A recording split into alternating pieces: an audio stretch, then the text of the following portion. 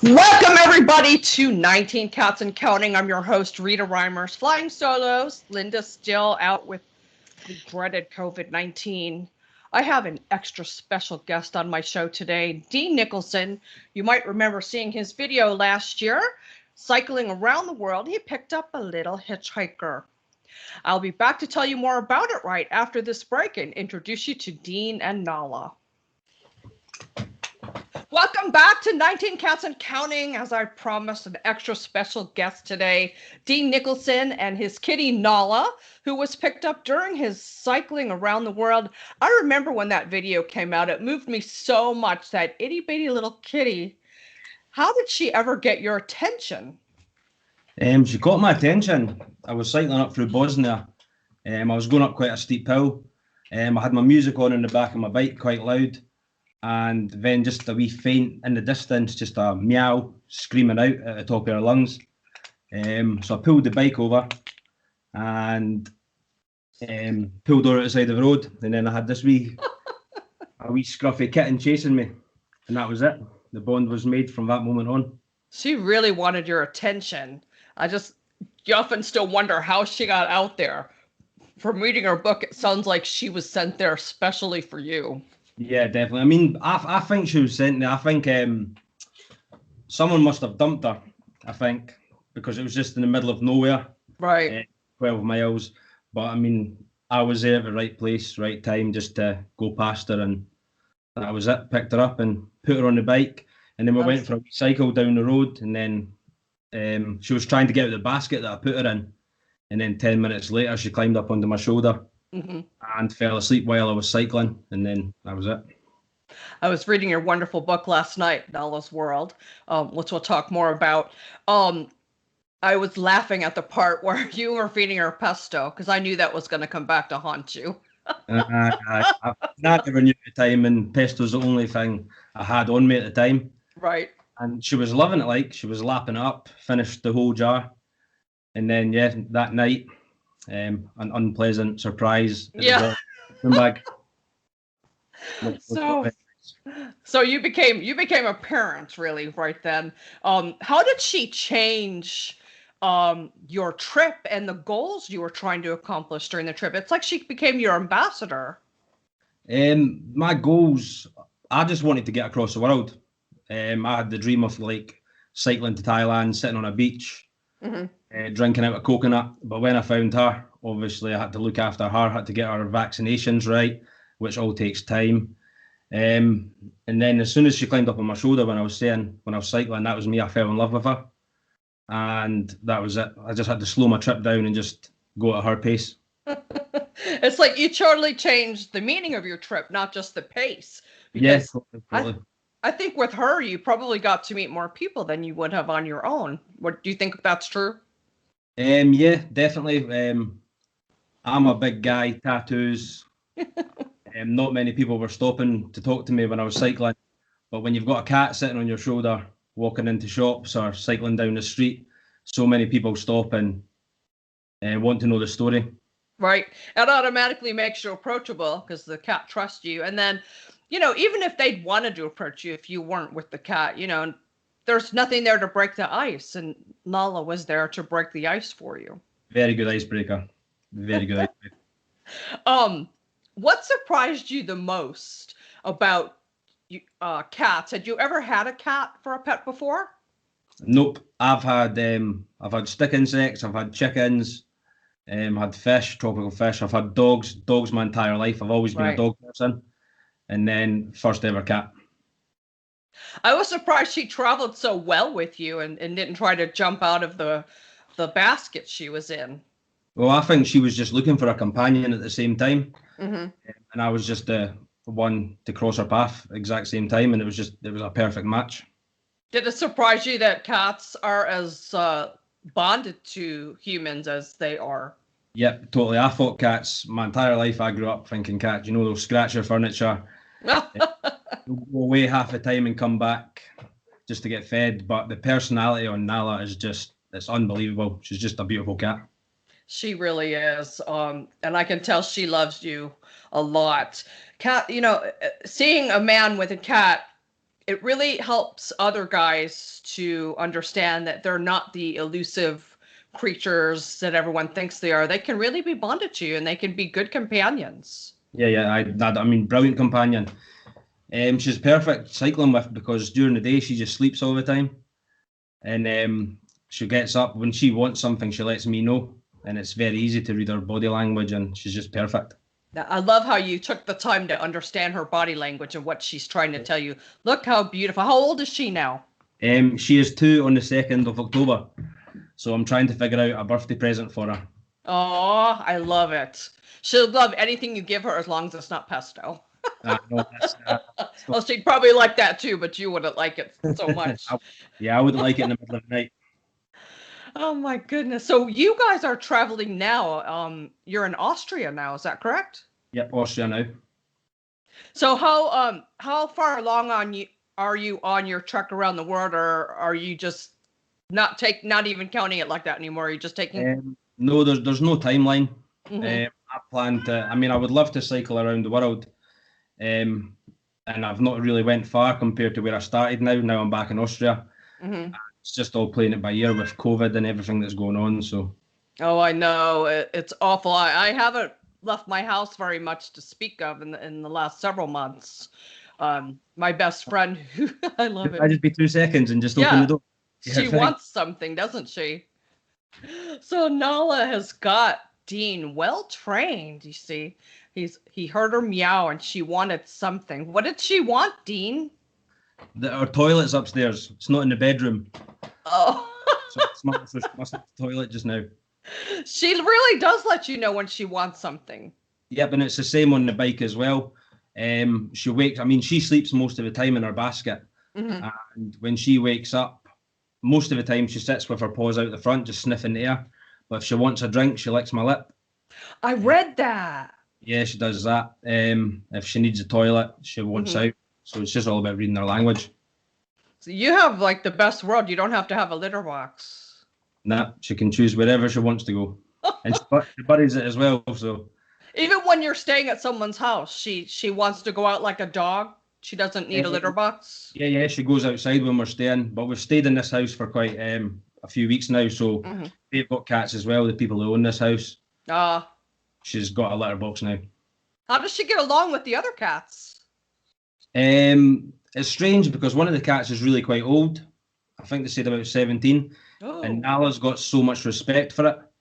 So the cat comes in and she goes over, and then you can just see by her body language that she doesn't want to play. She just looks, smells it, and then walks away. But the other one, Sammy, he's a big guy.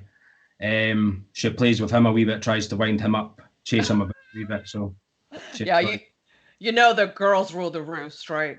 Yeah. It's the same with any species, human, cat, dog. Yep, the females rule the worst. I'm just kidding. It's great that she can get along with other animals too.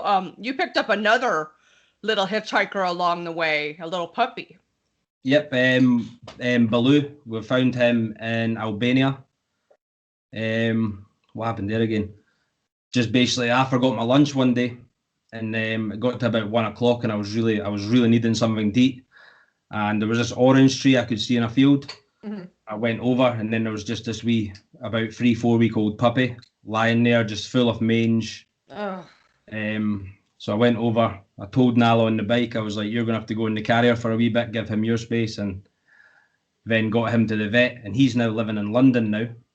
Yeah, I was reading. I was wondering if that adoption came through because I haven't read the second part of your book yet. There we go. But yeah, someone took him on in London, and the pictures of him now is just such a beautiful dog. Just the colours that came through on his fur, he's just gorgeous. I saw the photo in your book. He is beautiful, and again, there's so many homeless dogs and cats, and why people drive way out in the wilderness to dump them is beyond me. When there's people who would give them a home if they could, if they knew. There's so many homeless animals, especially down this part of the world where I was cycling. They're just on the streets and just really badly neglected. But Yeah, more It's awareness. bad here too. It's bad here too.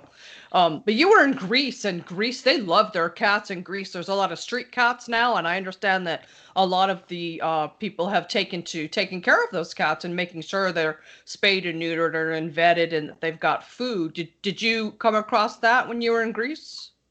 There's still a big problem in Greece with stray animals. Mm-hmm. A lot of stray cats and dogs on the street. There's still quite a lot from what I can remember. It's really sad. Nala's very lucky she came upon you, and I don't remember what I was asking you when she decided she wanted your attention. um, so when you go on these journeys, do you always take Nala with you, or do you ever leave her behind? She's always your. No, I basically travel full time. Mhm. So I just go out on the bike and she's always with me. Just she sits. I've got her whole basket's kitted out, so it's comfy for her. Can keep her warm. She's got a umbrella if it rains, a waterproof cover, and she's got everything in there that she needs. She doesn't ever try to jump out while you're cycling. She's almost jumped out a few times, and that's been because a butterfly has flew in front of us, and she's tried to jump and catch it. Yeah, that can't resist She's those. got a harness, and then she's also attached to the bike, especially when we're on busy roads. I keep her attached just in case. Yeah. Yeah, you went through some pretty bad storms with her, and it sounds like she didn't get scared. She just kept herself under cover. Aye, storms. I hate the weather. See, when you're cycling in thunderstorms, it's just so wet, Right. and cold. But she's fine. She just sleeps. Mm-hmm. We've been camping out in the middle of thunderstorms, and she's not fazed by it at all. She just curls up and enjoys it. That's just amazing because, my cats, if there's even a hint of rain, they're all hiding. Even They're such fireworks. babies. The fireworks at New Year, we were in Albania, Yeah. and she didn't mind at all. She just Wow. She's a cool cat, literally. she's very cool.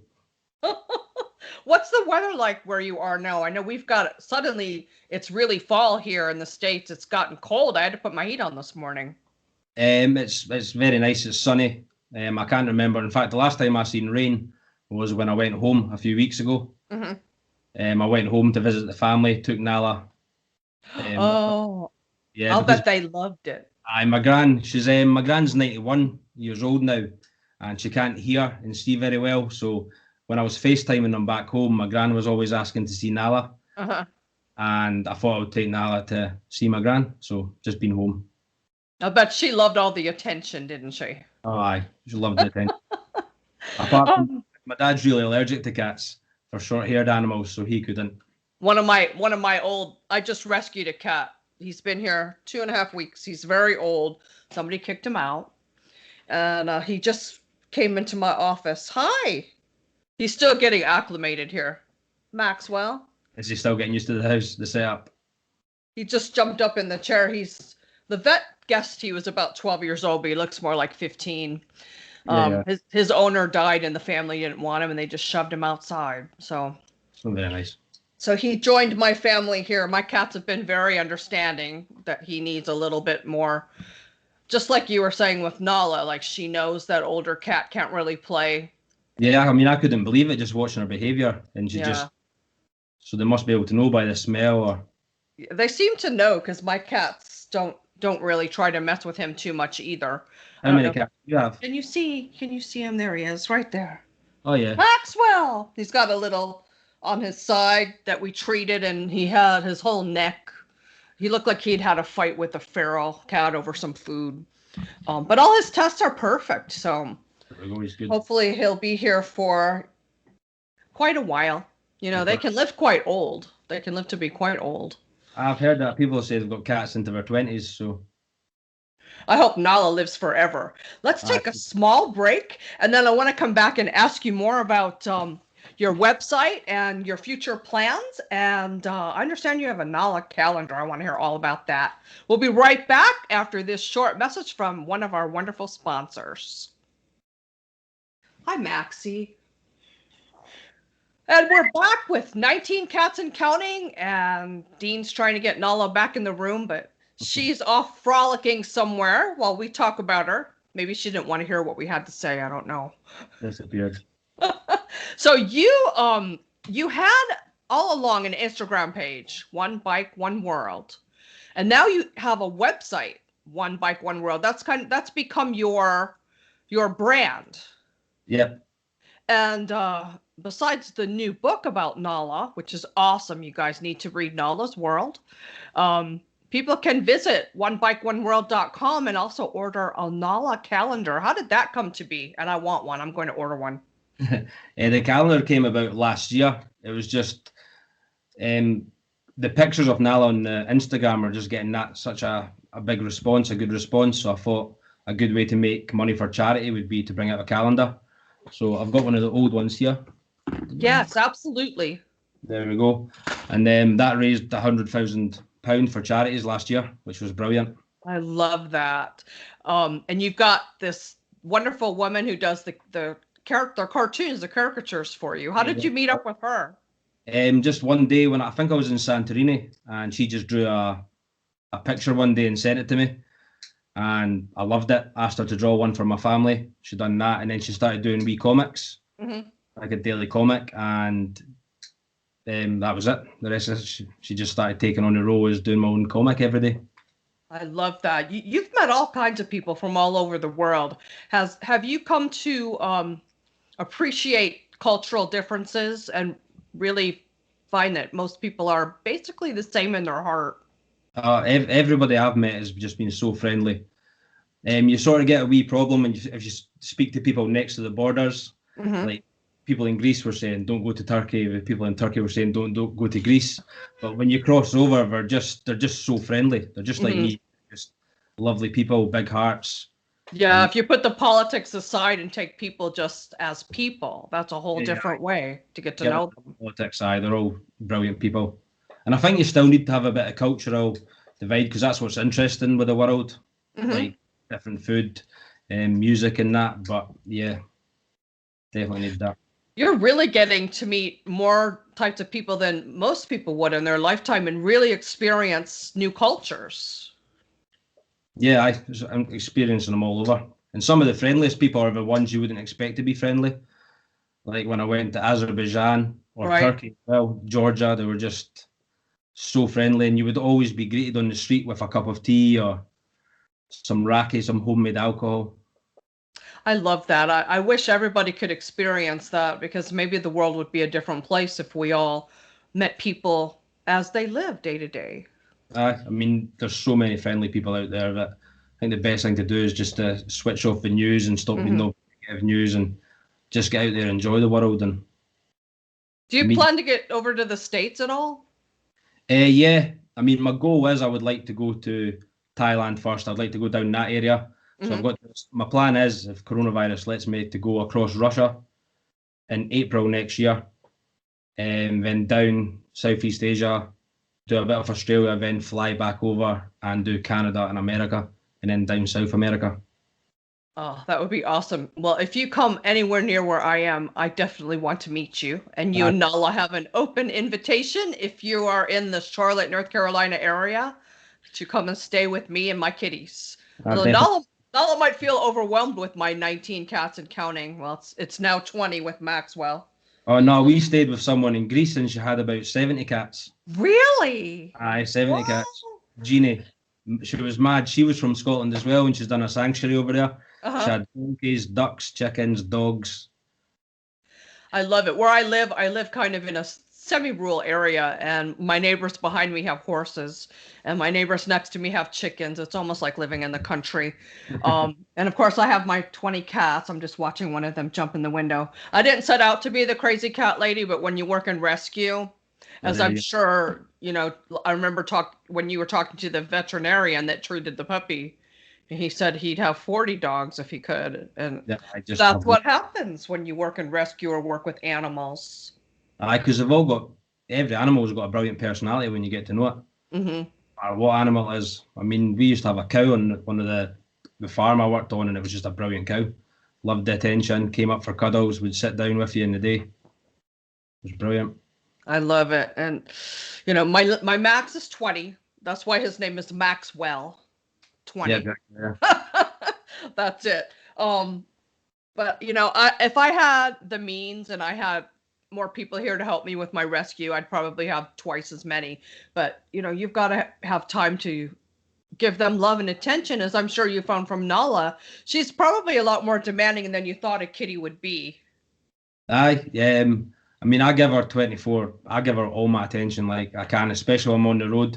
As Right. long as she's happy, then I'm just good to keep doing what I'm doing and cycling and enjoying it.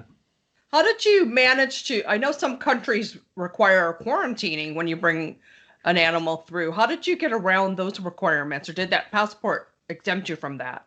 Yeah, so I've got her passport here, and Mhm. basically as soon as I got her, and I smuggled her through the first border, which I shouldn't have done. No. I needed to hide her. So I got her through and then basically started getting all her JAGs or rabies vaccination. Hmm. And I got her a wee microchip in her neck. And then basically, if you keep that passport up to date, you're good to go into every country. That's great, because sometimes people will come to me and say, I had a lady come to me recently and say she wanted to move to Australia, but she was afraid that they would put her cats in this long quarantine and that it would be harder on them. So that's good to know about the passport. What do you have to do to keep it up to date? I think Australia, you need to go into quarantine. Uh-huh. I'm pretty sure you've got to go in there. Keep up to date. You just go. For me to get into a new country, I've got to go to the vet, and the vet's just got to have a look over Nala to make sure there's no obvious disease, and she's healthy. Right. But every time we go through there, she gets a clean bill of health and she's good to go. She hates the vets though. She knows as soon as she goes in there, she can just sense the smell. Mm-hmm. The vets actually treat her when she's on my shoulder because Mm-hmm. she can't do anything. So And plus, like you said, the smell, and then other dogs barking and other animals. I'm sure it's not the best experience. I have a home vet come for my kitties, but there's some things you've got to go to the office for. yep, aye. There's just no way around it. So it was brilliant. Whatever veterinarian told you about the passport, that was so brilliant on their part, because now you're all set. You can go anywhere. Yeah, go anywhere as far as I'm aware.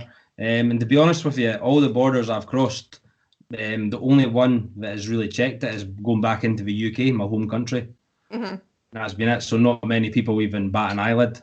In fact, to be honest with you, some of the security guards come out, the border Uh-huh. patrol, get a picture with Nala, Was which your is heart pretty in cool. your throat the first time that you went through, even with the passport, that you went through and actually let the guards see you had Nala? Were you nervous about that? Oh yeah, totally. Because I thought, what happens if something's wrong? I'd already basically fallen in love with her, so I I didn't know. want her to be taken away. I didn't want anything like that to happen. So nah, it was a relief getting through, and they actually just smiled and they look at them and they quite enjoy it after that. Right. Well, smuggling her through must have been nerve-wracking. So at least having the right paperwork, that took one worry off your shoulders. Yeah, the smuggling part was a wee bit.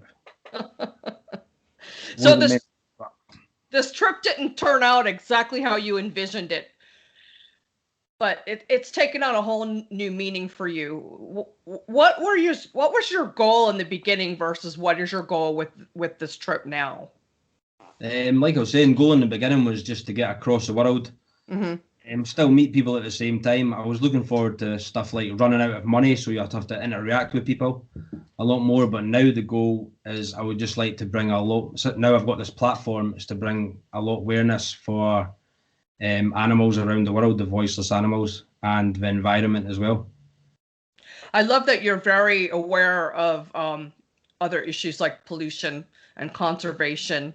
Um, I love the story in your book where you went and just took it upon yourself to clean up the beach. Yep, I mean we camp a lot on the beaches as well, and the beaches are just honestly they're filthy, just full of plastic. So Uh, sad. when I was in Santorini, when we were kayaking, me and Tony, the kayak tour guide, we were just constantly picking plastic bags out of the water. And the fish and the animals and the whales, dolphins don't realise that that's actual plastic. Hmm. It's food, jellyfish, so they're eating them and then sadly they're dying. So it'd be good to make a impact on that as well. Well, and two, people should think about it, because if you eat wild caught fish or wild caught salmon or anything like that, they're eating that plastic out there. So you're eating it too. Aye, basically if you're eating that, it's going straight into you. So Hmm. good for the world or the environment. I love that you're bringing that awareness. And I will be sure to watch your website. And I just liked you on Facebook. I already was following you on Instagram, but Facebook seems to be where I spend the most time. So I will definitely be watching your journey, and whatever help you need. You need somebody over here to talk about some of your causes or interests. I'd love to have you back on the show, and hopefully Nala will make a more prominent appearance next time. Disappeared. It must be one of the cats must be upstairs. It's just chasing or something. Well, mine too. They don't. My sweetie pie is over here. I wish she'd come over here, but if I'm wanting them on camera, they're nowhere around. If I don't want them on camera, usually I have a tail slapping me in the face. I know. Normally, as soon as I start a phone call, she comes over and she wants all the attention, and you're sitting there trying to headbutt the cat. Well, so now you have this platform and this audience.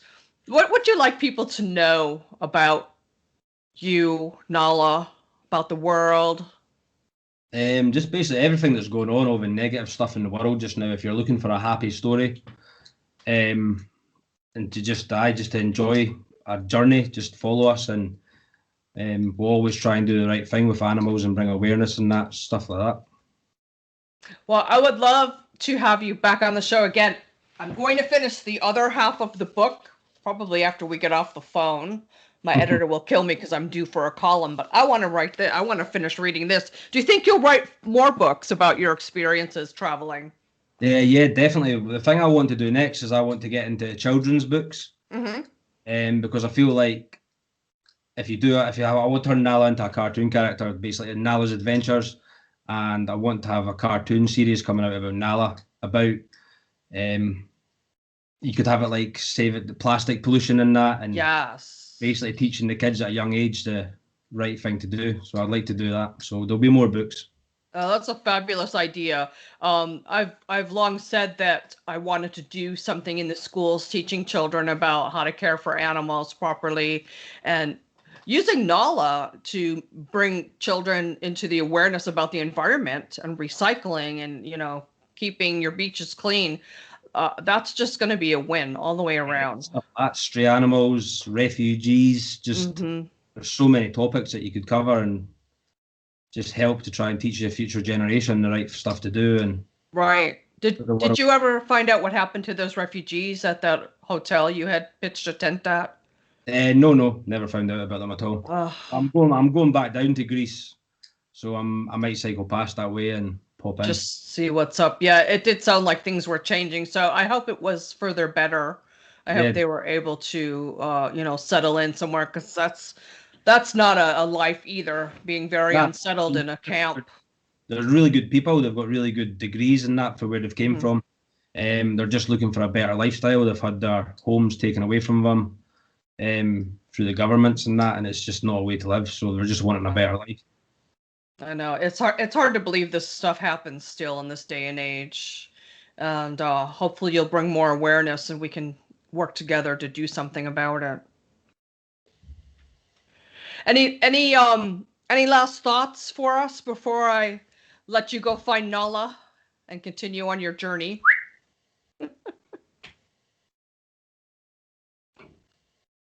She says, "No, I'm camera shy today." That's okay. We know how beautiful she is. I hope everybody will go out and buy your book, and definitely go to 1Bike